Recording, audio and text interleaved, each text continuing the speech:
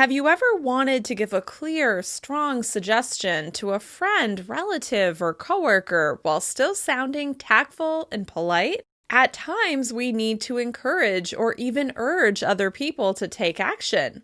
But we don't want to sound bossy, demanding, or like we're ordering people around. I recommend that you keep watching to find out how to offer clear suggestions and make strong recommendations in American English. In this video, you'll learn how to change super direct commands into polite but clear suggestions and recommendations. By intentionally choosing this language and maintaining calm, measured intonation, you emphasize the importance of your ideas while ensuring that the other person stays open to hearing what you have to say. Let's get started. When you first learn how to tell someone what to do, you find out how to give direct commands such as, write this report by Friday, wait your turn, finish the project immediately, respond to my email as soon as possible, head to the emergency exit. Of course, there are several situations where it sounds natural to give these direct commands.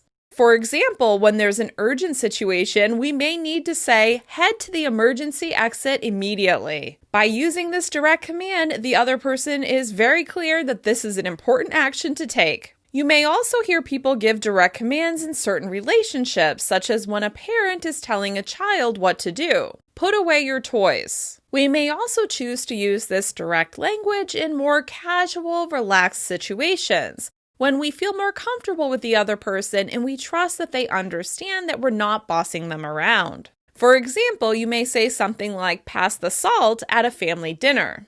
In other types of situations, direct commands can feel forceful, bossy, or demanding. Not ideal. For example, when you're talking to strangers, or you're interacting with coworkers, or chatting with your friends, using direct commands can feel like you're telling them what to do. Rather than getting into a long discussion of power dynamics here, let me just remind you that not everyone responds well to being told what to do. To help us navigate situations where we want people to listen to our suggestions and take action, we use special grammar structures and, of course, intonation. Because we're talking about how to give strong suggestions and recommendations, we're going to focus on verbs of suggestion and adjectives of importance. For example, suggest, recommend, ask, insist. These words have urgency built right into them. By starting a suggestion with one of these phrases, you create a little distance that helps the other person stay open and receptive to what you have to say. It's important that you learn how to use them correctly so that you can express power and urgency in a diplomatic way. Let's look at some examples so you can see how they work. I ask that you listen carefully to what I'm about to say. She recommends that we call our client immediately. We insist that you arrive to work on time. It's crucial that we be informed as soon as the project is complete. I suggest that you practice stress and intonation. It's essential that you give him the medicine tonight. Did you notice anything interesting about the grammar in these examples? You probably saw that the word that follows the verbs of suggestion and the adjectives of importance. Anything else? The verb in the second part of the sentence is actually the base form. The base form signals the subjunctive mood, which we use for suggestions and desires. If you speak a Romance language, then you're used to using this type of verb, but in English, it's less common. The base form is exactly what it sounds like, the verb without anything else. No to, no ing, no conjugated form. The base form doesn't change based on the verb tense in the first part of the sentence either. Let's take a closer look at these examples. When you say these sentences, remember to keep your intonation calm, even, and measured. You're clearly and confidently offering a strong suggestion or recommendation. I ask that you listen carefully to what I'm about to say.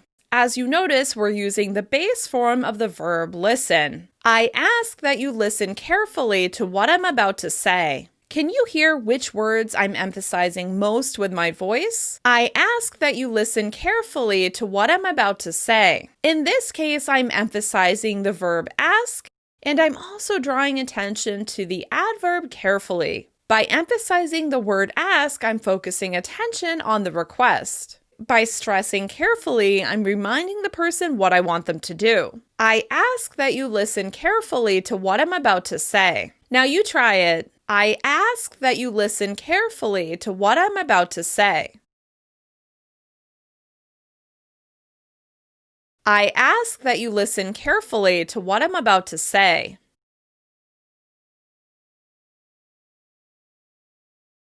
Let's look at another one. She recommends that we call our client immediately. Did you hear how we're using the base form of the verb call? She recommends that we call our client immediately.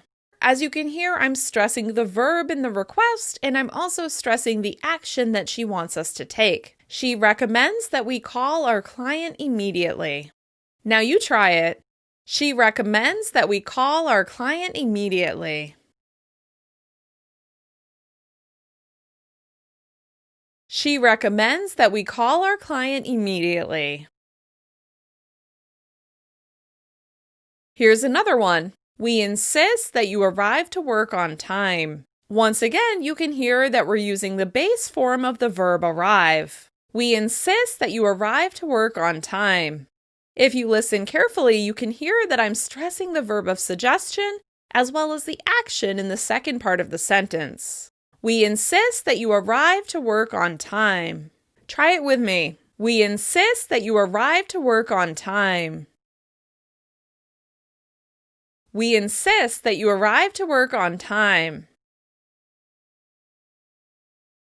Now let's look at an example that has an adjective of importance. It's crucial that we be informed as soon as the project is complete. Do you notice anything special that's happening in the second part of the sentence? That's right, we're using the passive voice, but we're still using the base form of the verb be. It's crucial that we be informed as soon as the project is complete. You can hear that I'm emphasizing the adjective of importance, crucial, as well as the action that I want the other person to take, informed. It's crucial that we be informed as soon as the project is complete. Let's try it. It's crucial that we be informed as soon as the project is complete. It's crucial that we be informed as soon as the project is complete.